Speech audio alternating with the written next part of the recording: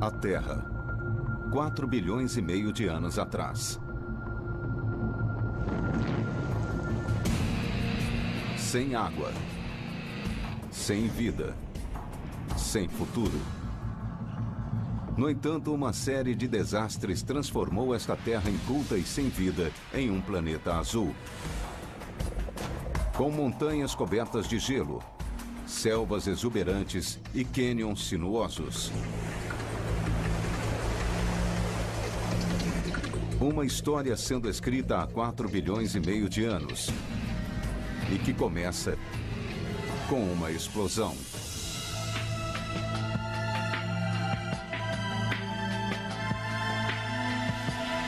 Maravilhas da natureza.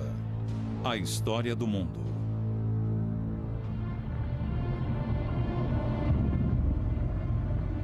Há pouco mais de 4 bilhões e meio de anos, um acontecimento mudou para sempre o nosso mundo.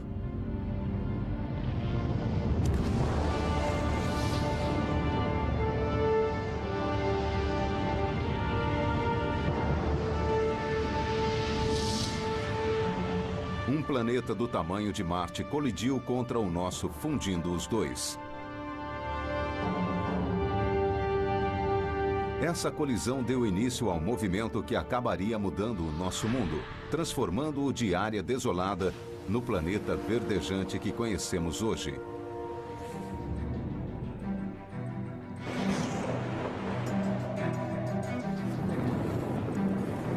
Todos os dias aprendemos coisas novas sobre o nosso planeta. E esse não é o tipo de geologia que pode ser examinado em laboratório. Para entendê-lo, é preciso um tipo especial de cientista, que vai ao extremo para conseguir respostas. Para desvendar a verdadeira história do mundo, é preciso vivê-la. E o que se descobriu foi que uma combinação de uma série de catástrofes e violentos cataclismos deu origem ao mundo como o conhecemos. Este tranquilo planeta azul foi forjado pelo Armagedon.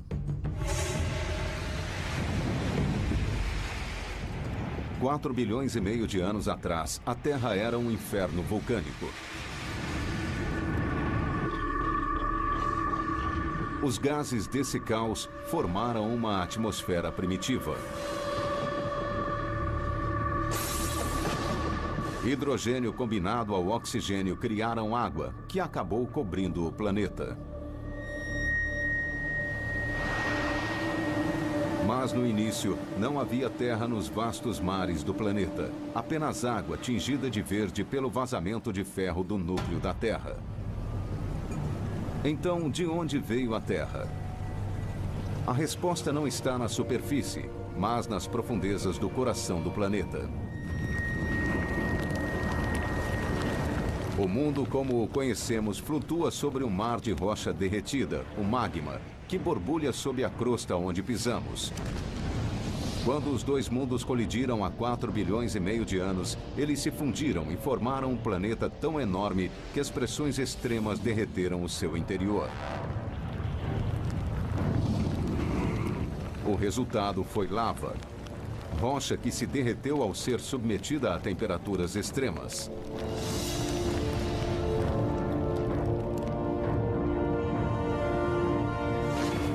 Essa é a essência que criou o mundo.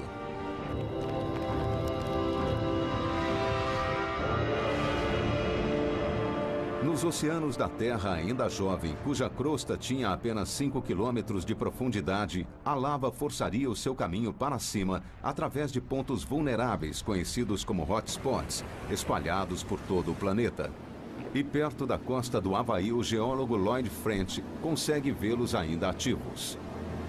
Ele está observando um processo que se repete há mais de 4 bilhões de anos. Vejam, é dessa maneira que as ilhas se formam. São rochas derretidas, não é uma lareira com lenha queimando. Na verdade, são rochas incandescentes. O magma líquido originário da fornalha mais abaixo força seu caminho através da crosta. E quando a lava atinge a água, ela se solidifica. É possível ver a formação de uma crosta no contato com a água. Começa com centímetros lentamente, são alguns metros e, de repente, há uma nova ilha relativamente desenvolvida. À medida que a lava se acumula sobre a crosta recém-solidificada, mais terra se eleva do mar. E eis que surge uma ilha.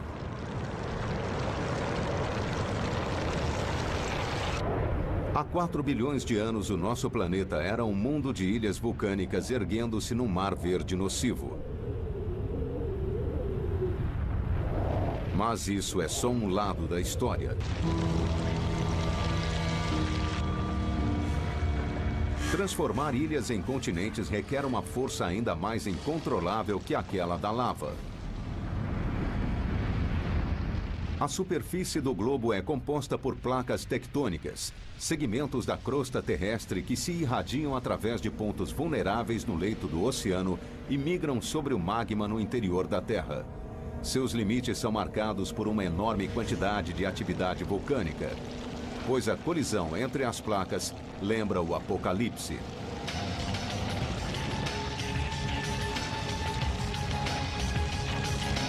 Quando as placas entram em fricção, projetam a crosta para cima, formando gigantescas cadeias montanhosas, criando na Terra um verdadeiro inferno de atividade vulcânica.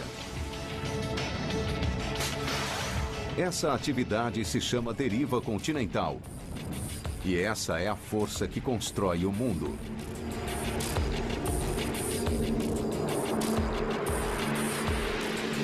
Por bilhões de anos, a deriva continental acumularia massas de terra cada vez maiores. Até que cerca de 1,8 bilhões de anos atrás, uma colisão gigantesca criou condições que revolucionariam a vida na Terra. O aventureiro Will Gadd foi ao Grand Canyon, onde o geólogo Carl Carlstrom lhe mostrará evidências desse evento. No interior do cânion há uma camada de rocha de mais de 2 bilhões de anos de idade.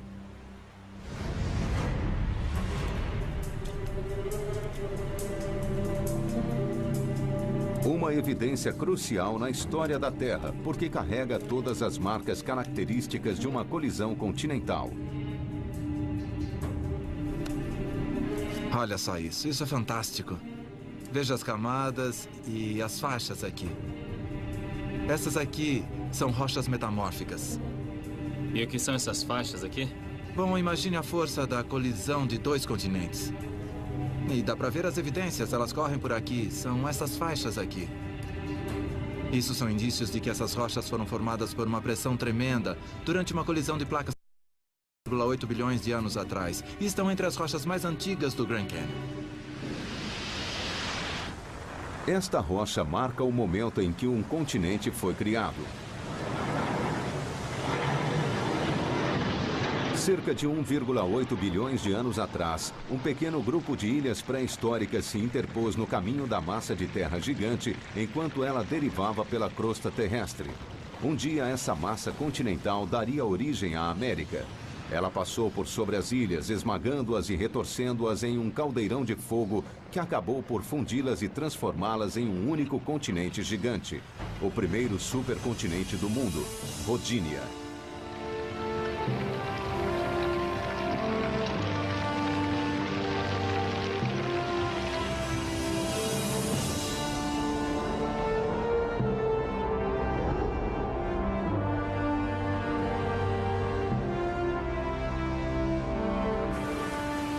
O litoral da Rodínia serviu de berço para um salto espetacular da vida.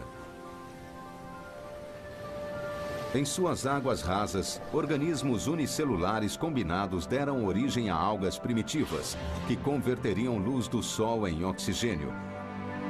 E esse oxigênio criaria condições para o salto seguinte, a vida animal.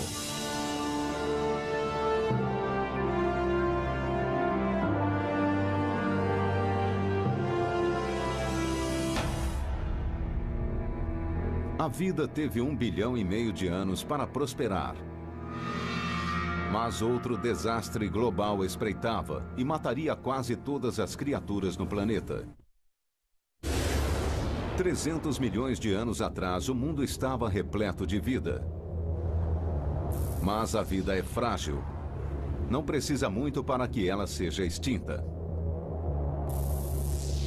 E uma cadeia de eventos iminentes quase provocou sua extinção.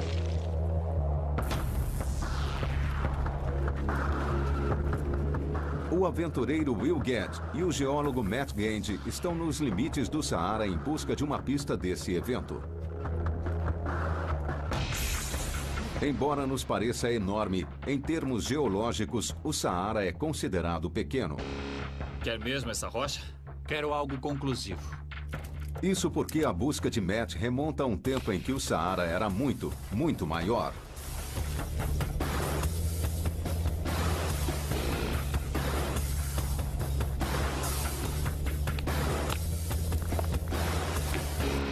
Você achou? Peguei, Matt.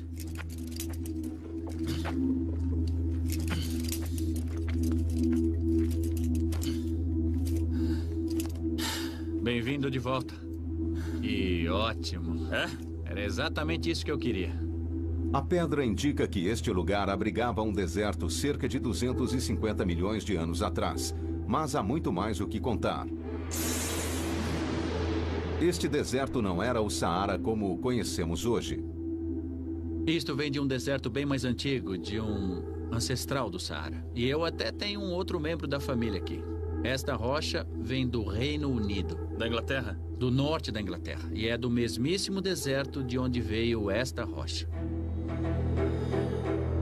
As rochas do Saara e da Inglaterra vêm da mesma camada de arenito localizada entre os dois países. Apenas um tipo de evento criaria um deserto que se estende por dois continentes modernos. E esse evento está intimamente ligado à migração dos continentes pelo planeta. 300 milhões de anos atrás, uma colisão entre duas enormes massas continentais forçou a elevação do terreno, formando um gigantesco supercontinente, maior do que a Rodínia, chamado Pangeia, que significa toda a Terra. A colisão empurrou para cima uma cadeia de montanhas colossal, maior do que o Himalaia, que cortava todo o centro do supercontinente.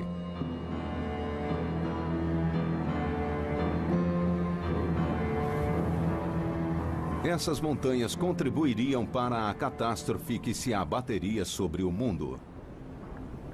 Sua extrema altitude afetou os padrões climáticos do enorme continente.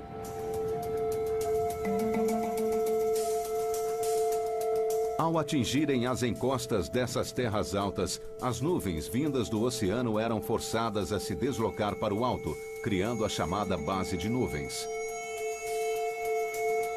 Incapazes de atingir o interior do continente, as nuvens passaram a acumular muita umidade até que a condensação inundasse a costa de chuva. E essa precipitação transformou o litoral em um paraíso exuberante. Mas como as montanhas impediam a chegada da chuva ao coração do continente, o centro da Pangeia se tornou um superdeserto.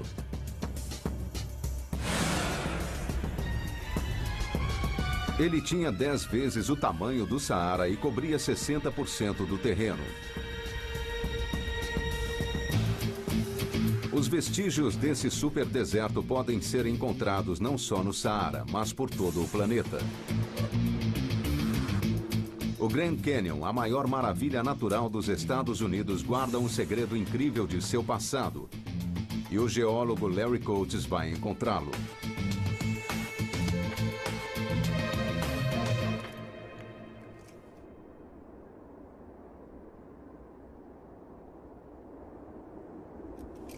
O Grand Canyon é um dos poucos lugares na Terra que apresenta um talho natural nas camadas de rocha que nos permite observar seu passado geológico.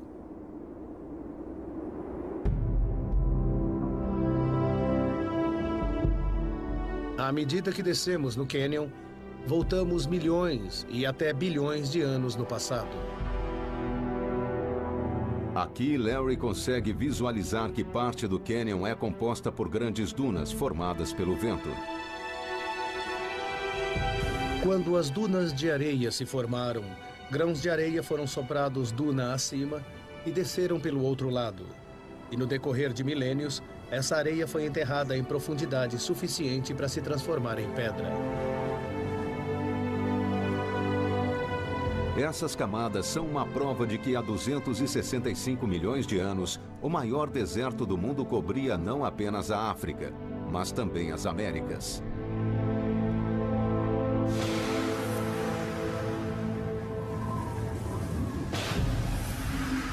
Esse deserto coincidiu com a extinção mais devastadora da história do mundo. Perto de 90% da vida selvagem do planeta foi extinta. Cientistas ainda estão divididos sobre o que causou essa extinção. A teoria mais conhecida afirma que grandes erupções vulcânicas liberaram metano na atmosfera, envenenando o globo. Isso teria coincidido com um enorme aumento nas temperaturas de todo o planeta, originando o superdeserto da Pangeia e dizimando a maior parte dos seres vivos. Essa mudança climática tão profunda daria início ao próximo capítulo da vida.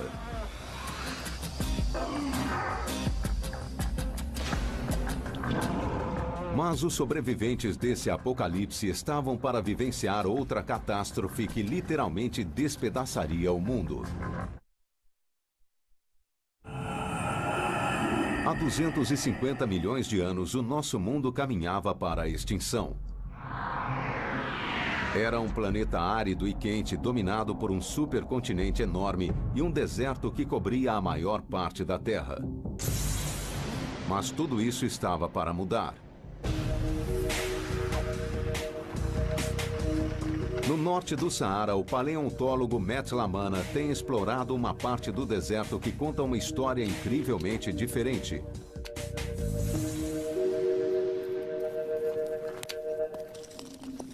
Esta é a base do dente de um peixe-serra. Ele é parente dos tubarões. E isto está encostado num pedaço de carapaça de tartaruga, aqui. Mas como é possível encontrar criaturas marinhas como estas em pleno deserto? Só há uma explicação plausível. Em algum momento em sua história, o Saara esteve submerso. Estamos no mundo marinho raso. Em um canal de maré, e a maré está subindo e baixando. Teria sido um paraíso tropical se comparado ao que é hoje. Mas esse paraíso guardava uma surpresa ainda maior. Enquanto escavava a área, a equipe de Matt encontrou os ossos de um dos maiores exemplares de dinossauro. Ele devia ter entre 24 e 27 metros de comprimento. E devia pesar entre 40 e 45 toneladas. Esta era a terra dos dinossauros. Um mundo sufocante, colossal, dominado por gigantes. E criaturas desse porte não sobreviveriam sem quantidades enormes de vegetação. Então, o que aconteceu ao mundo deserto da Pangeia para provocar tamanha mudança? A resposta a essa pergunta pode ser encontrada nas profundezas da selva na América do Sul. Aqui, os geólogos Hans Kraus e Terry Aiken viajam até o coração da Venezuela em busca de pistas sobre o que teria posto fim ao supercontinente. Um dos lugares de mais difícil acesso do planeta.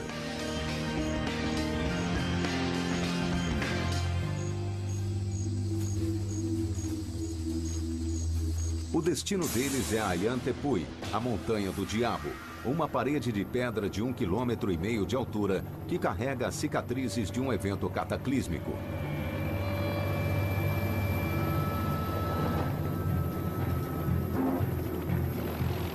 E eles encontram o que estão procurando em meio a uma paisagem de pináculos misteriosos e rochas fraturadas no topo da Ayantepui.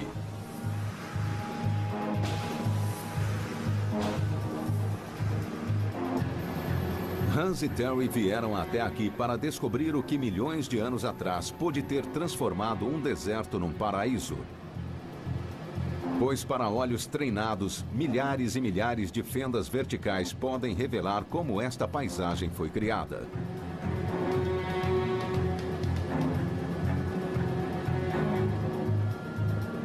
Chama a atenção os formatos quadrado e de diamante das torres que refletem um padrão de fraturas na rocha.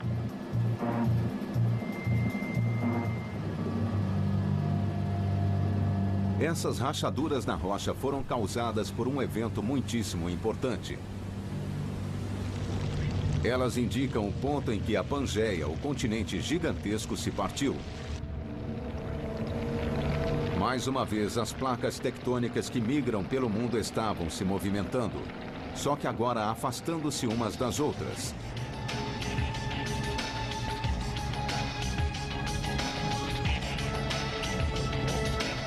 Centímetro a centímetro, milênio a milênio, o antigo supercontinente se separou, dando origem a vários continentes, incluindo a América do Sul.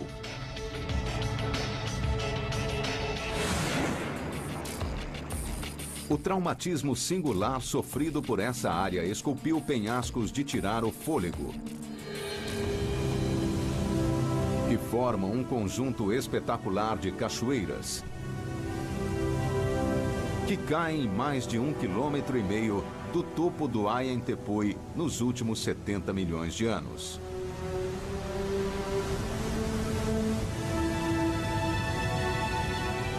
Estas são as Cataratas Angel.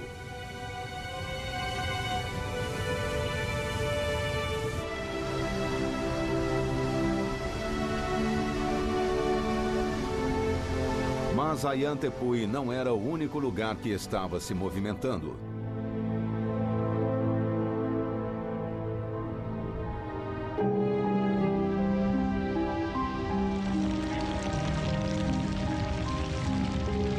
À medida que o supercontinente se afastou, o terreno que viria a ser o Saara desabou. Permitindo que mares pré-históricos inundassem o deserto e criassem o Oceano Atlântico. Esse momento definiu o mundo moderno.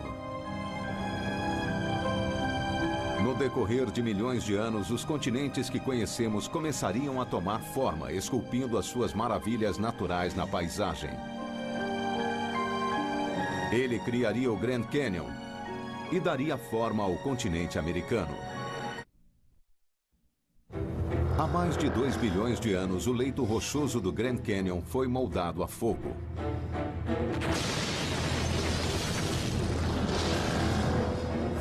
Esmagado por forças monumentais, ele ajudou a moldar um continente. Curtido sob o calor escaldante do deserto que cobria o mundo.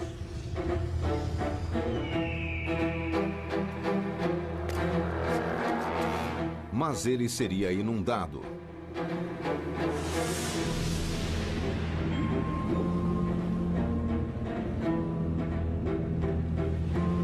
Repetidamente no decorrer de sua história, o Grand Canyon ficou submerso sob os mares da Terra pré-histórica.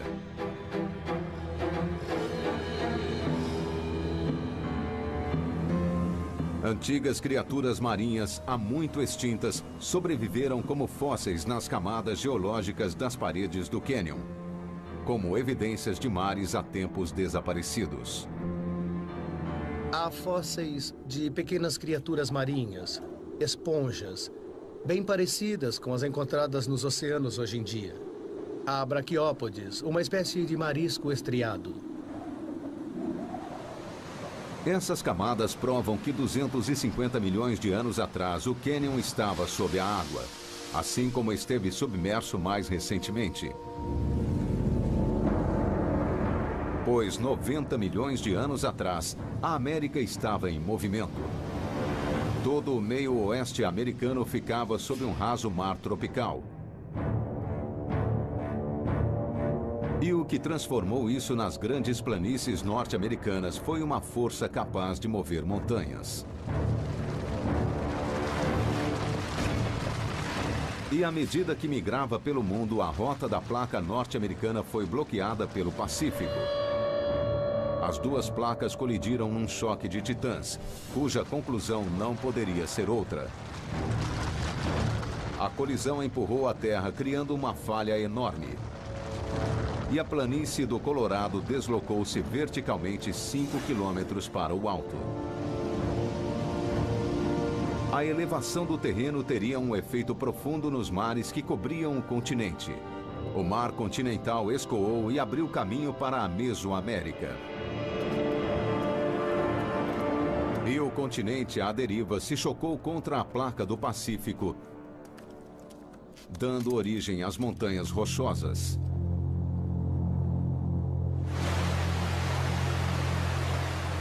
Rios começaram a descer pelas encostas das montanhas. E o rio Colorado correu pela planície.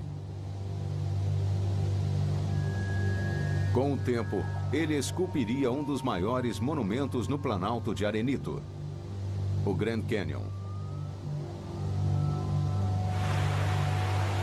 Hoje o rio fica a 1,5 km abaixo da planície, mas para chegar lá ele realizou uma jornada épica através do tempo.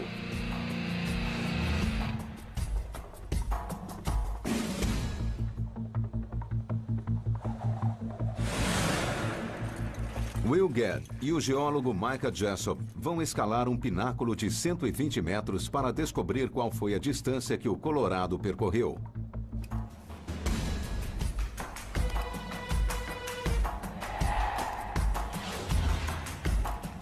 Olha a cabeça! Cabeça!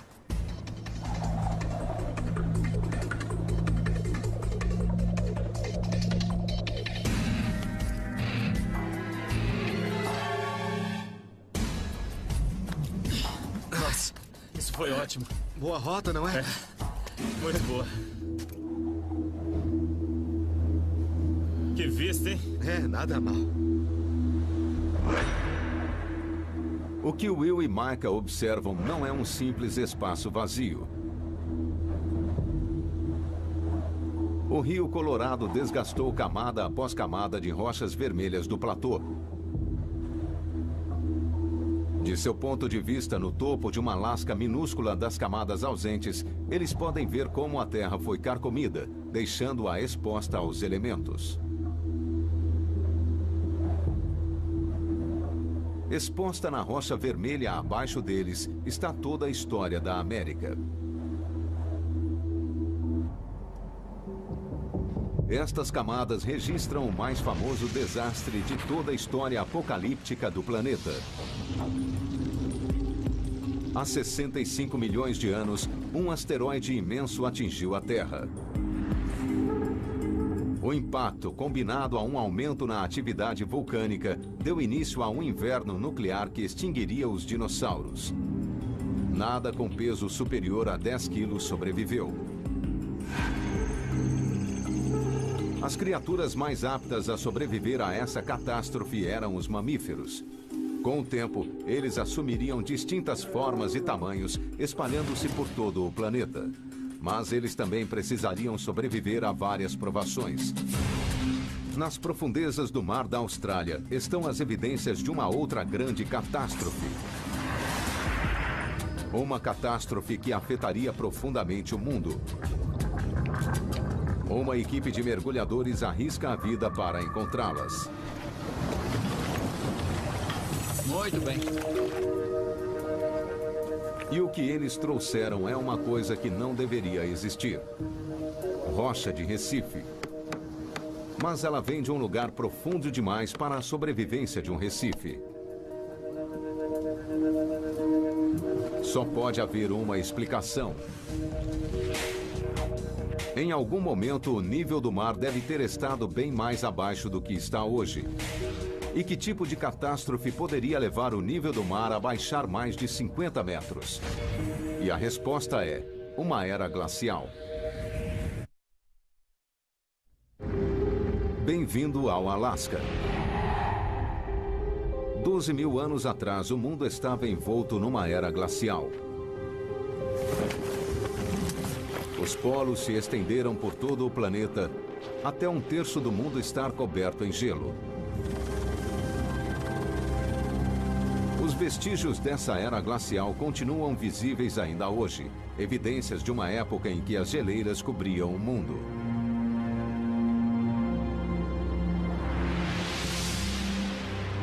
Will Gadd está aqui com Peter Hausler, um especialista em gelo, para explorar um dos lugares mais perigosos do mundo, o fundo de uma geleira. Corda! Pronto. Lá vamos nós.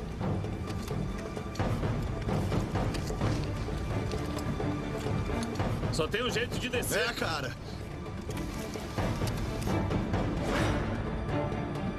Uma geleira é composta de milhões de toneladas de gelo compactado que descem a montanha à razão de 30 centímetros por dia. Cerca de 3 milhões de anos atrás, atividades tectônicas somadas a mudanças diminutas na rotação da Terra em torno do Sol permitiu que geleiras como esta tomassem o mundo.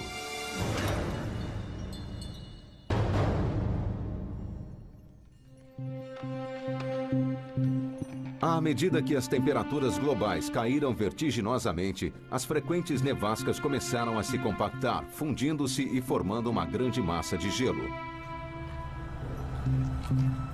E a neve continuou caindo, expulsando molécula por molécula de ar até não haver mais nada. Só gelo sólido. O gelo começou a fluir sob o seu próprio peso. E milhões de geleiras desceram implacavelmente dos polos como uma lenta onda de maré engolindo o mundo. Tinha início a Era Glacial. O Alasca ainda contém geleiras que se formaram nessa era quando literalmente remoldaram o mundo.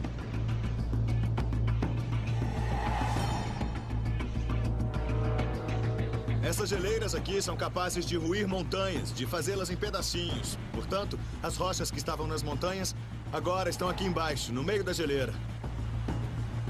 E aí a geleira age como uma esteira, arrastando a montanha, levando os sedimentos por este caminho até o oceano. E não houve apenas uma era glacial, houve dezenas. E cada uma durou milhares de anos. Acabamos de sair da última agora. Essa foi muito boa. É isso aí! O gelo nestas geleiras aprisionou a água dos oceanos, provocando uma baixa no nível dos oceanos em geral, que mudaria o mundo radicalmente. A era glacial teve um efeito marcante sobre a vida em todo o planeta.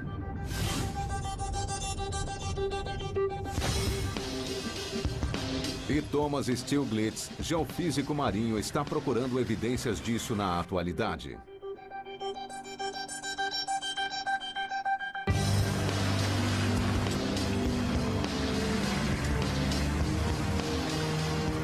Sua busca o trouxe a um litoral remoto no norte da Austrália, onde ele investiga um fenômeno muito particular. Estou tentando encontrar.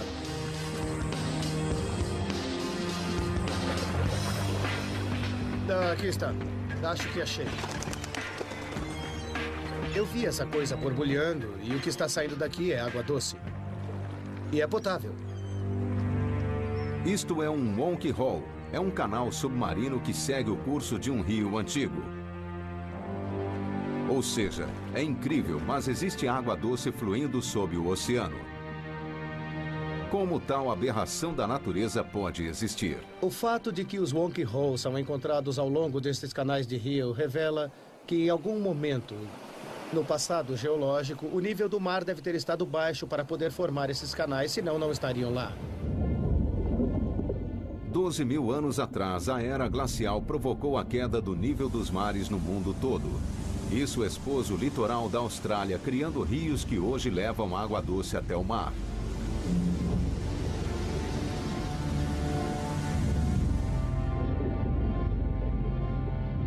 Mas a era glacial não alterou apenas a Austrália. No leste do Saara, Matt Gage está explorando uma antiga rede de cavernas de 12 mil anos.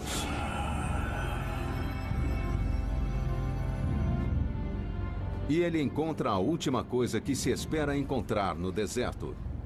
Imagens fantásticas de pessoas nadando numa savana exuberante. É uma das coisas mais incríveis que eu já vi.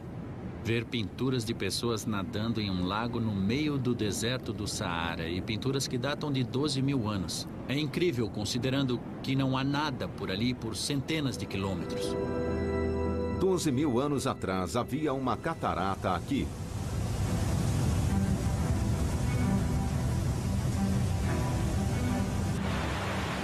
Alimentando um oásis que cobria a maior parte do terreno.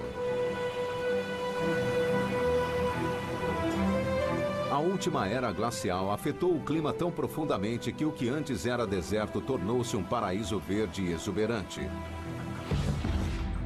A mudança climática foi uma oportunidade de ouro para o homem, e não só no Saara. No Alasca, a queda no nível do mar revelou uma ligação por terra até o Estreito de Bering, permitindo aos humanos acessarem a América. E o gelo moldaria o continente de várias maneiras. À medida que a era glacial chegou ao fim, o gelo aprisionado nas geleiras no topo do mundo começou a derreter. No oeste americano, enchentes relâmpago causadas pelas águas do degelo das geleiras desceriam pelas encostas das montanhas rochosas e percorreriam o Grand Canyon. A água do degelo carregou consigo penedos enormes que antes estavam presos às geleiras, e eles levantaram rochas do leito do rio, erodindo as paredes do cânion.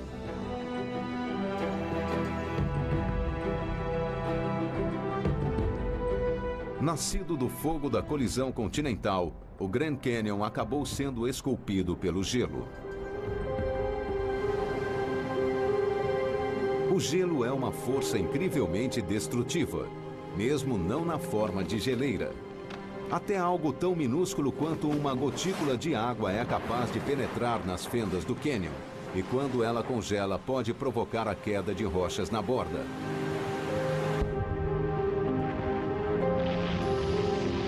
No decorrer de milhões de anos, forças como esta deram forma ao mundo.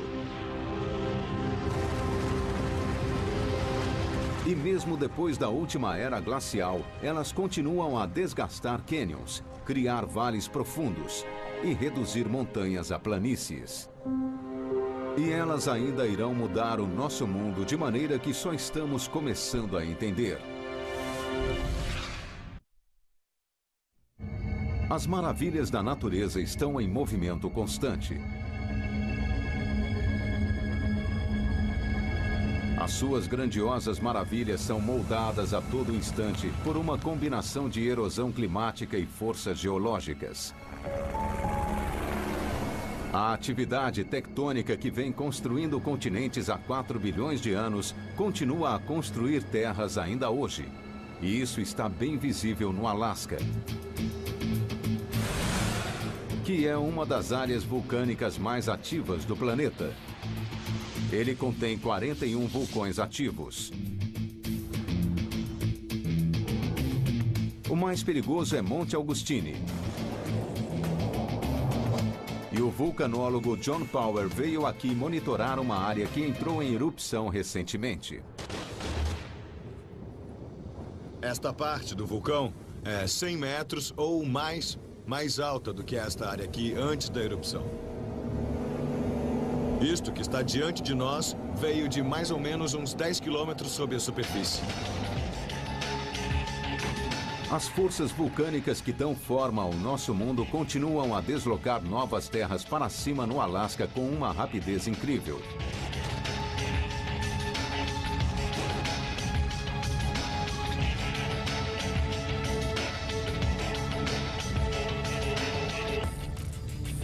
Este terreno onde estamos tem apenas uns 12 ou 13 meses de existência. Com certeza está entre os mais recentes que existem no Alasca. E sob o gelo, forças primitivas que têm construído a Terra nos últimos 4 bilhões de anos ainda estão irrompendo pela superfície. Contudo, mesmo enquanto novas terras se erguem, outras partes do mundo estão desaparecendo. Entre os últimos 15 e 20 anos, as temperaturas no Alasca vêm subindo cada vez mais. E bem acima do vale do Rio Nique, no sul do Alasca, os seus efeitos aparecem mais abaixo, no leito do vale.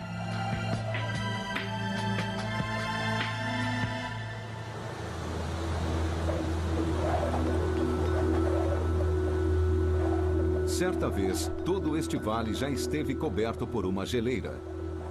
Hoje, onde antes havia gelo, árvores cobrem o chão do vale, forçando a geleira de volta para as montanhas. A vida como a conhecemos está deixando a sua marca por todo o planeta.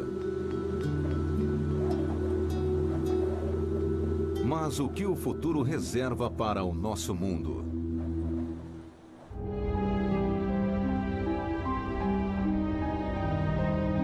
Daqui a 200 milhões de anos, a deriva continental vai reunir toda a Terra novamente e criar outro supercontinente gigantesco. Pangeia Última. Será tão enorme que um superdeserto gigantesco novamente ficará em seu coração. Quem sabe se a humanidade ainda estará presente para vê-lo? Os dinossauros dominaram o mundo durante 150 milhões de anos. O Homo sapiens só existe há cerca de 200 mil anos. Já alteramos mais radicalmente do que qualquer outra criatura na história da Terra. Mas em termos geológicos somos apenas um pontinho no tempo.